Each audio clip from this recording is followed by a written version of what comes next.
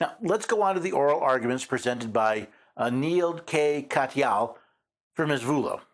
The key fact in this case is the conceded illegal conduct. As Justice Sotomayor said, the three insurers in the NRA broke the law. They were selling intentional criminal act insurance, and all of the products they offered were unlawful because the NRA refused to get a license. That's why Bantam Books is miles away from this case, and it's why the court below found qualified immunity protects Vullo.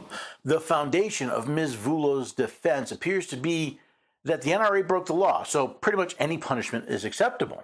Second, the fact NRA was doing all of these affinity products without a license. Now, just without a license alone, DFS routinely imposes massive sanctions, including lifetime bans. It didn't sound like Justice Alito agreed with Mr. Katyal's view of the situation. Mr. Katyal, you're shifting the burden to them. This is a First Amendment case. All they need to do is to show that the desire to suppress speech was a motivating factor. They don't have to prove that the regulatory action would have been taken even if Ms. Vullo didn't have this motivation. Now, Mr. Cole, in his rebuttal, also pointed out a problem with Mr. Katyal's focus on the NRA's insurance program known as Carry Guard. Carry Guard. Carry Guard is a red herring here. The Carry Guard program was suspended by Lockton's and the NRA in November 2017. Everything that we're talking about here happened after November 2017. Her meeting with Lloyd's did not underwrite Carry Guards. And her meeting with Lloyd's says, cut your ties with gun groups, especially the NRA, because I'm trying to weaken them. Gun groups don't have Carry Guard. Only the NRA did. It wasn't even operative at that point. The guidance letters say nothing about Carry Guard.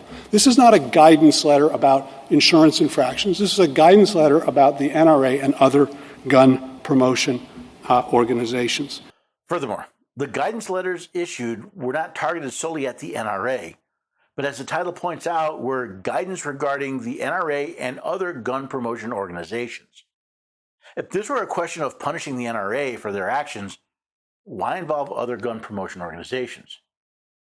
During his argument, Mr. Katyal made a point that caught my attention.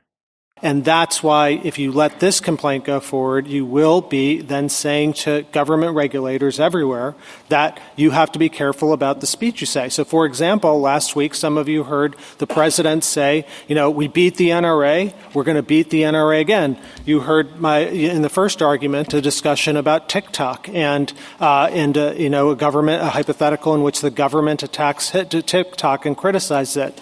All of those statements now will be used as in examples in affirmative litigation to issue strike suits to stop enforcement actions by the FTC, by the Justice Department, by states and the like. And Justice Kavanaugh, I'm troubled by the fact the Solicitor General isn't embracing that, but I do think it's important to point out many states are.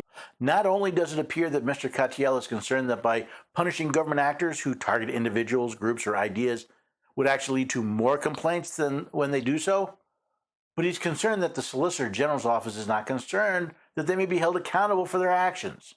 That sounds an awful lot like his position is we shouldn't punish government actors for targeting political opponents because people will sue.